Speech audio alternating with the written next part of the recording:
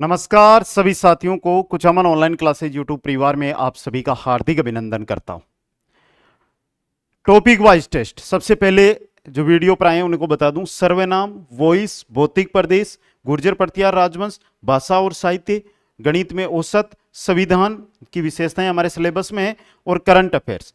कुल मिलाकर इन टॉपिकों से मैंने टॉपिक टेस्ट जो बनाया है इसके अंदर 60 क्वेश्चन लिए हैं और 60 में से अगर आप 45 कर रहे हो तो यहां पे लिखा है एक सीट पक्की करो, यानी एक सीट आपकी पक्की है।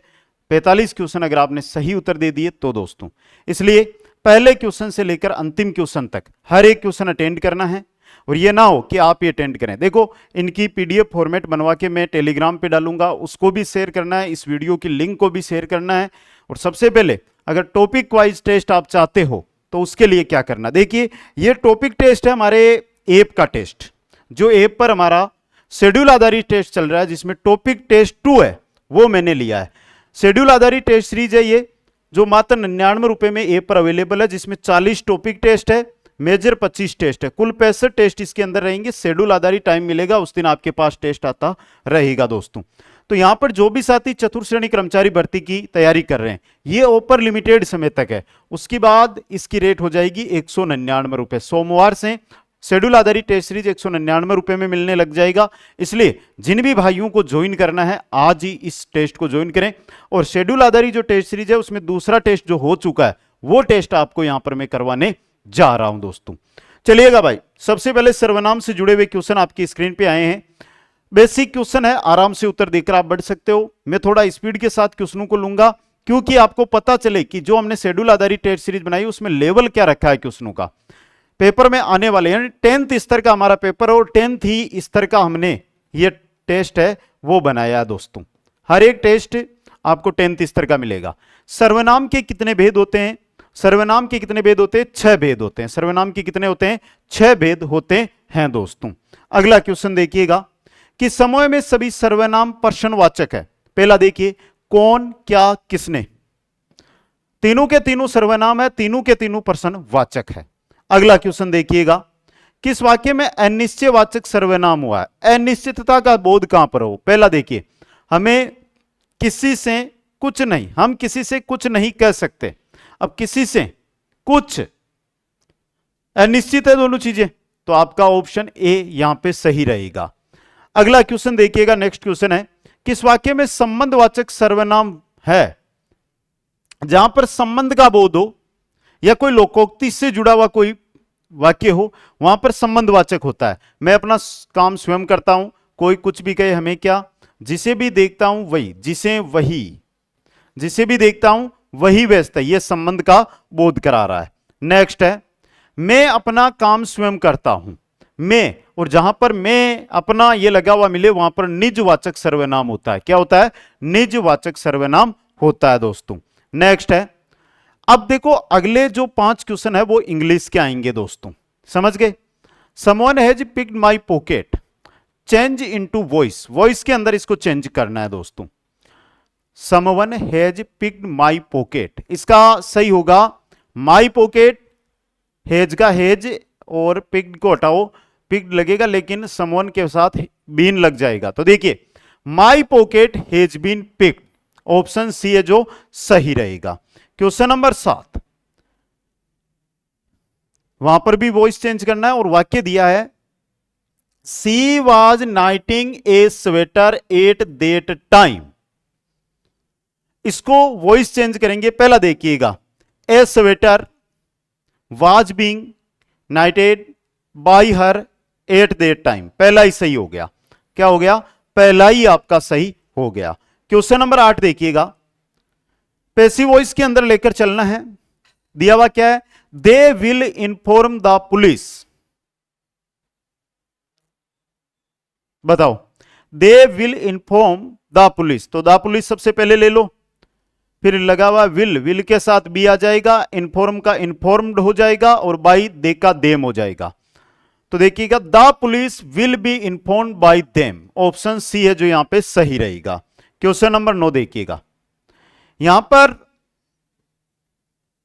जो वाक्य दिया हुआ है वॉइस चेंज करने के लिए, दिस नोटिस हैज बीन अल्टरेड, इसको आपको वॉइस चेंज करना है।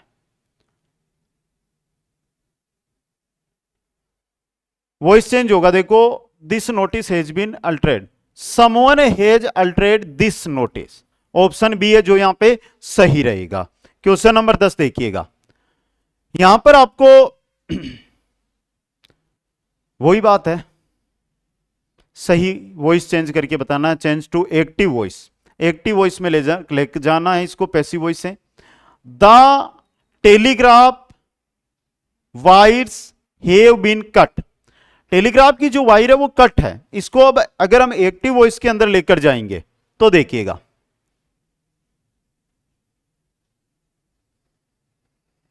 Someone hedge cut the telegraph wires, option D है जो यहां पे सही हो जाएगा। नेक्स्ट क्वेश्चन है, 56 का मैदान स्थित है। 56 का मैदान लगभग सभी साथियों को पता भी है। 56 का मैदान 56 नदी नालों का समूह है जिसे 56 का मैदान कहते हैं, और वहां से मुख्य नदी माही निकलती है। और सही रहेगा प्रतापगढ़ और बांसवाड़ा के बीच, प्रतापगढ़ और बांसवाड़ा के बीच। निम्नांकित में से कौन सा युग्म स्थलाकृति और अवस्थिति सही सुमेलित नहीं है? उड़िया पठार माउंट आबू, बाकर पूर्वी सिरोही, लसाड़िया का पठार राजसमंद। अब लसाड़िया का पठार सलूम उदयपुर मान लो या सलूम्बर मान लो, समझ गए? तो ये गलत दिया हुआ है हमारा। और बोराट का पठार कुंभलगढ़ से गोगुंदा के बीच, बोराट का पठार कुंभलगढ़ से गोगुंदा के बीच। अगला क्वेश्चन है, निम्नलिखित में से अरावली का कौन सा शिखर शेर से नीचा किंतु अचलगढ़ से ऊंचा? सायरा, रघुनाथगढ़, जरगा, खो। कौन सी रहेगी? जरगा रहेगी। क्वेश्चन नंबर 14, 1 और 2 को सुमेलित कीजिए। कौन सी पर्वत चोटी, घाट या नाल है, ये कौन से जिले के अंदर स्थित है ये बताना। सबसे पहले डोरा पर्वत, डोरा पर्वत बहुत बार आ रहा है क्वेश्चनों के अंदर, आपके जालोर के अंदर है। कामली घाट दर्रा राजसमंद में है। हर्ष की पहाड़ियां सिक्कर के अंदर है। और हाथीनाल दर्रा उदयपुर के अंदर है। 4 3 1 2, 4 3 1 2, तो ऑप्शन सी सही रहेगा। नेक्स्ट क्वेश्चन है, घोड़े की नाल की आकृति वाली रामगढ़ पहाड़ी राजस्थान में कहां स्थित है? रामगढ़ पहाड़ी है शाहबाद उच्च भूमि में, शाहबाद उच्च भूमि के अंदर। नेक्स्ट क्वेश्चन है, पश्चिमी राजस्थान में रेत के टीलों से कितना क्षेत्र मुक्त है? रेत के टीलों से जो क्षेत्र मुक्त है उसकी संख्या है 41.5%, 41.5%। नेक्स्ट क्वेश्चन है, पश्चिमी रेतीले मैदान की पूर्वी सीमा निर्धारित होती है। पूर्वी सीमा अरावली, अरावली मतलब 50 सेंटीमीटर समवर्षा से, 50 सेंटीमीटर समवर्षा रेखा से निर्धारित होती है। अगला क्वेश्चन है, बरखान क्या है? बरखान एक बालू का स्तूप का प्रकार है। बरखान एक बालू का स्तूप का प्रकार है और जिसे हम रेत के टीले कहते हैं। क्या कहते हैं? रेत के टीले। नेक्स्ट है, निम्नलिखित में से कौन सा युग्म भौगोलिक क्षेत्र और जिले सही सुमेलित नहीं है वो आपको बताना है। कोबड़पट्टी, अजमेर नागौर, 56 का मैदान, बांसवाड़ा और प्रतापगढ़, बोराट का पठार, चित्तौड़गढ़ और भीलवाड़ा, और ऊपरमाल का पठार, भीलवाड़ा और चित्तौड़। बताओ भाई, एक एक क्वेश्चन को देखो। ऊपरमाल का पठार चित्तौड़ भीलवाड़ा में, बोराट का पठार देखो अभी अभी देखा है, ये भी नहीं कि हमने देखा नहीं है, अभी आया था हमारे क्वेश्चन। देखो ये रहा 12 नंबर, 12 नंबर क्वेश्चन देखो। बोराट का पठार कुंभलगढ़ से गोगुंदा, समझ गए? कुंभलगढ़ से गोगुंदा है। और हमें यहां पर जो दिया है बेसिक क्वेश्चन उसको समझो। बोराट का पठार चित्तौड़गढ़ से भीलवाड़ा। अब कुंभलगढ़ तो राजसमंद में आ गयो भाई, क्या कौन हुआ है? तो ये आपका क्या हो रहा है? यहां पे गलत हो रहा है। अगला क्वेश्चन है, बनास बेसिन राजस्थान के किस भौगोलिक विभाजन का हिस्सा है? बनास बेसिन आती है पूर्वी मैदान में। किस में आती है? पूर्वी मैदान में। नेक्स्ट क्वेश्चन है, गुर्जर प्रतिहार शासक इस नाम से भी जाने जाते हैं। गुर्जर प्रतिहारों को अग्निकुंड राजपूत कहा जाता है। क्या कहा जाता है? अग्निकुंड राजपूत। नेक्स्ट है, ग्वालियर प्रशस्ति में किस प्रतिहार शासक को नारायण व मलेच्छु का नाशक कहा गया है? नारायण और मलेच्छु का नाशक कहा गया है नागभट्ट प्रथम। क्या सही रहेगा? मलेच्छु का नाशक जो नाशक है वो किसे कहा गया है? जल्दी से उत्तर दे दो भाई। पता है कल से तबीयत खराब होने की वजह से। जल्दी से उत्तर दो भाई।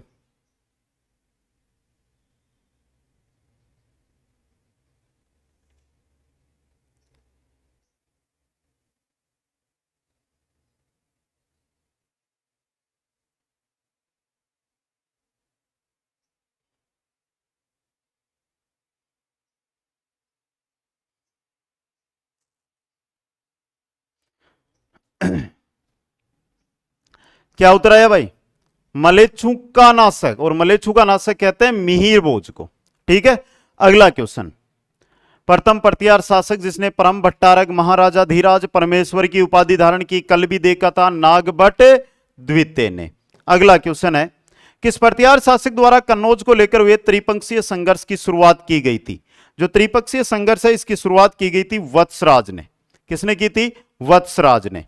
नेक्स्ट क्वेश्चन है, निम्नलिखित में से कौन सा मंडोर प्रतिहारों के इतिहास की जानकारी देता है? मंडोर के प्रतिहारों के इतिहास की जानकारी देता है गठियाला अभिलेख। कौन सा देता है? गठियाला अभिलेख। नागभट्ट प्रथम निम्न में से किस राजवंश से संबंधित था? तो ये गुर्जर प्रतिहार राजवंश से संबंधित था दोस्तों। नेक्स्ट है, किस प्रतिहार शासक ने महामंडलेश्वर महादेव मंदिर का निर्माण करवाया? महामंडलेश्वर महादेव मंदिर का निर्माण करवाया था रज्जिल ने। किसने? रज्जिल ने।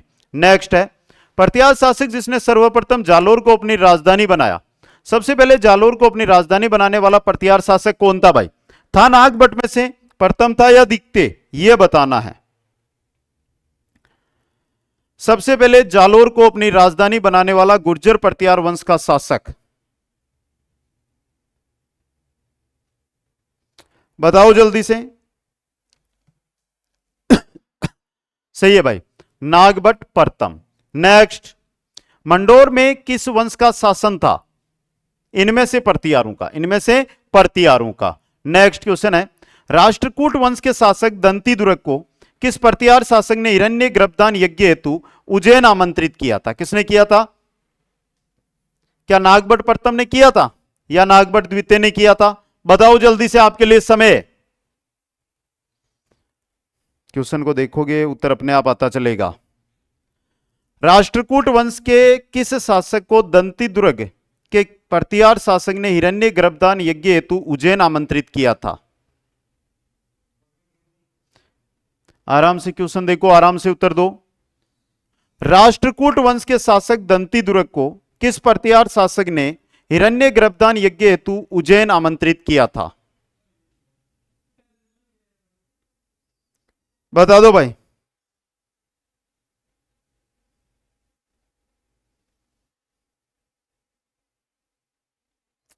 बहुत ही शानदार क्वेश्चन है।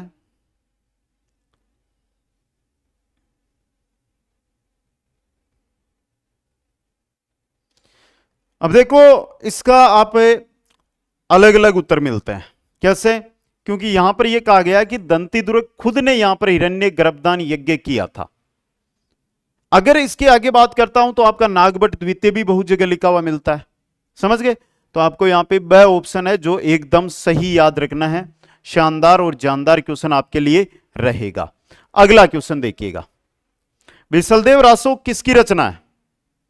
विसलदेव रासो रचना है नरपति नालय की। किसकी? नरपति नालय की।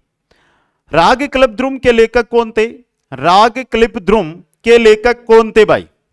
लगभग समय यानी कि बहुत जल्दी हो रहा है तो थोड़ा धीरे चल जाएंगे, कम से कम 20 मिनट तो समय लेना ही है। राग कल्पद्रुम के लेखक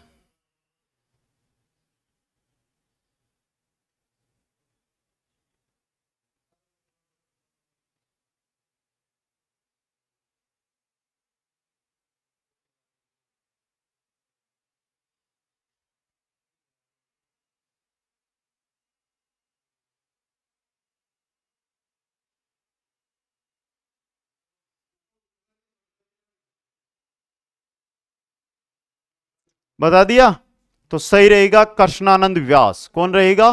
कृष्णानंद व्यास।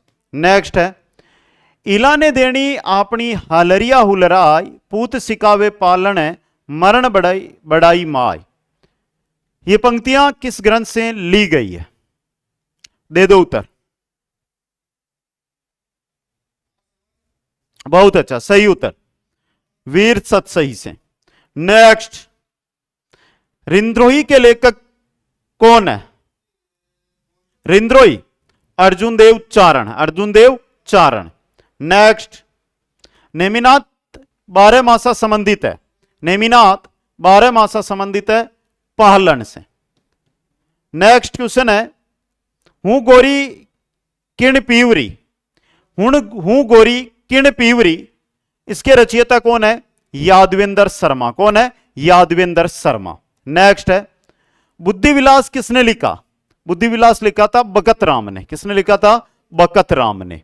क्वेश्चन नंबर 38 है, कन्हैयालाल सेठिया की काव्य कृति नहीं है, मिंजर है, सोन मिर्गला नहीं है, लिल्टास है, मायड रोहेलो भी कन्हैयालाल सेठिया की कृतियां हैं। नेक्स्ट है, राजस्थानी भाषा का पहला उपन्यास कौन सा माना जाता है? कनक सुंदर। राजस्थानी भाषा का पहला उपन्यास कनक सुंदर को माना जाता है। लू काव्य के रचनाकार, लू काव्य के रचनाकार चंद्र सिंह बरकाली। नेक्स्ट क्वेश्चन है, 3 संख्याओं में से पहली संख्या दूसरी की चौगुनी है, तीसरी की तिगुनी है। यदि तीनों संख्याओं का औसत 95 है तो तीसरी संख्या क्या होगी? देखो 3 संख्याएं हैं जिनमें पहली संख्या है वो दूसरी की क्या है? चौगुनी। दूसरी आप की चौगुनी बताया और तीसरी की क्या है? पहली संख्या तिगुनी। समझ गए? यहां पे जैसे मैंने एक संख्या यहां पर 1 मानी, अब दूसरी पहली संख्या दूसरी की चौगुनी और तीसरी की तिगुनी। अब तीसरी संख्या है, अब पहली संख्या है, अब दूसरी संख्या है। समझ गए मेरे प्यारे भाइयों?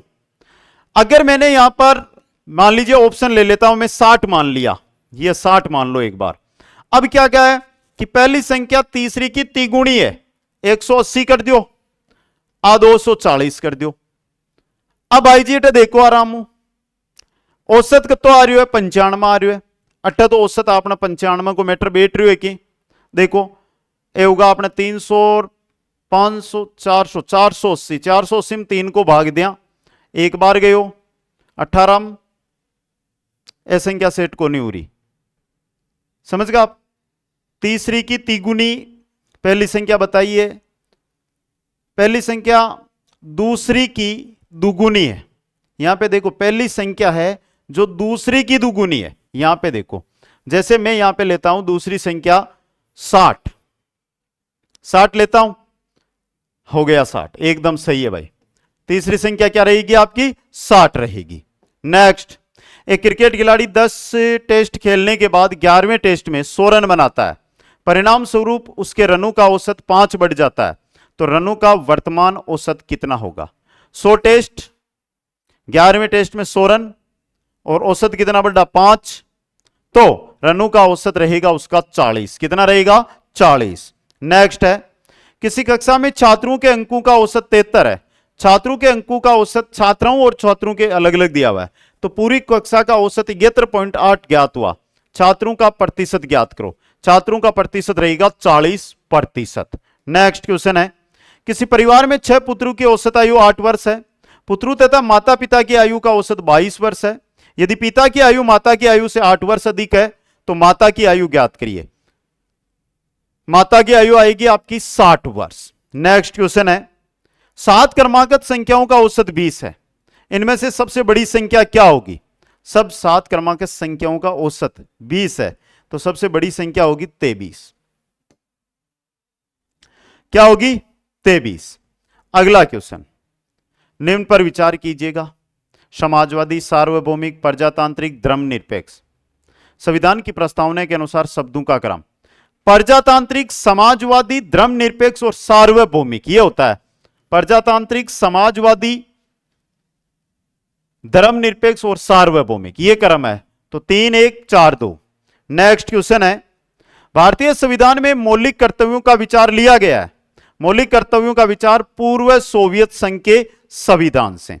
क्वेश्चन नंबर 18, भारत में एकल नागरिकता की अवधारणा अपनाई गई, कहां से? इंग्लैंड से। भारत में एकल नागरिकता की अवधारणा इंग्लैंड से।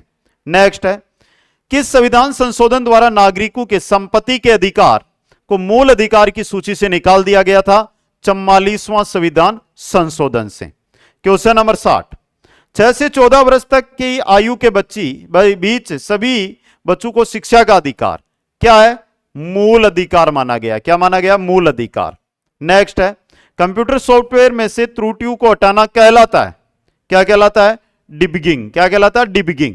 नेक्स्ट है, निम्नांकित में से कौन यूटिलिटी उपयोगिता सॉफ्टवेयर का उदाहरण नहीं है? एंटीवायरस, बैकअप सॉफ्टवेयर, ब्राउजर नहीं है। कौन सा नहीं है? ब्राउजर। नेक्स्ट है, इनमें से कौन सा एप्लीकेशन सॉफ्टवेयर नहीं है? पहला थंब ड्राइव एप्लीकेशन सॉफ्टवेयर नहीं होता है। क्वेश्चन नंबर 54, निम्न में से कौन सा सिस्टम सॉफ्टवेयर प्रथमतः कंप्यूटर मेमोरी में लोड होता है जबकि एक कंप्यूटर चालू किया जाता है? मेमोरी में लोड होता है तो ऑपरेटिंग सिस्टम रहेगा। क्या रहेगा? Operating system. नेक्स्ट, हार्डवेयर के माध्यम से जैसे बटन दबाकर या सॉफ्टवेयर कमांड द्वारा कंप्यूटर शुरू करने की प्रक्रिया बूटिंग कहलाती है। क्या कहलाती है? बूटिंग। नेक्स्ट है, राजस्थान आर्थिक समीक्षा 2024-25 के अनुसार राजस्थान में यूनेस्को विश्व धरोहर स्थलों की संख्या 9 कितनी है? 9 है दोस्तों। नेक्स्ट, राजस्थान में निम्न में से सामाजिक सुरक्षा से संबंधित योजना इंदिरा गांधी राष्ट्रीय वृद्धावस्था पेंशन योजना है दोस्तों। क्वेश्चन नंबर 58 है, वित्तीय वर्ष 2025-26 में राजकोषीय घाटा सकल राज्य घरेलू उत्पाद का कितने प्रतिशत अनुमानित है? 4.25%। क्वेश्चन नंबर 60, बजट 2025-26 में राज्य में पिछड़े ब्लॉक्स में विकास को गति देने के उद्देश्य से आकांक्षी जिले योजना की तर्ज पर कौन सी योजना लागू करने की घोषणा की गई? अटल ब्लॉक नहीं भाई, गुरु गोलवलकर आकांक्षी ब्लॉक विकास योजना। नेक्स्ट क्वेश्चन है, बजट 2025-26 में प्रस्तावित ट्राइबल टूरिस्ट सर्किट में शामिल पर्यटन स्थल त्रिपुरा सुंदरी, मानगढ़ धाम, बेणेश्वर धाम यानी उपयुक्त सभी। ऑप्शन 4 आपका सही रहेगा। देखो 60 क्वेश्चन है, एक दो क्वेश्चन में मेरे को भी थोड़ा सा डाउट लगा था, क्वेश्चन की लैंग्वेज ही अलग थी जीके में। अगर है डाउट तो आप जरूर कमेंट करिएगा। अगर कुछ उसको मैं देख के आराम से, क्योंकि डाउट मेरे को क्वेश्चन में लगा था तो मैं उसको चेक करके आपको पिन भी कर दूंगा कमेंट। बेसिक मेरे को यह लग रहा है कि सभी क्वेश्चन एकदम सही भी है। 60 में से कितने क्वेश्चन सही हुए? Live batch, recorded batch, person bank, schedule आधारित टेस्ट सीरीज, 20 मेजर टेस्ट और कॉम्बो बैच। यानी कि ये 5 है ना, इनका ये कॉम्बो बैच है। ये पांचों एक साथ कॉम्बो बैच में मिलेंगे। अलग कोई भी ज्वाइन करना चाहते हैं तो कुचामन ऑनलाइन क्लासेज ऐप से आप ज्वाइन कर सकते हैं। सभी साथियों को बहुत बहुत धन्यवाद। जय हिंद, जय भारत, जय जय राजस्थान।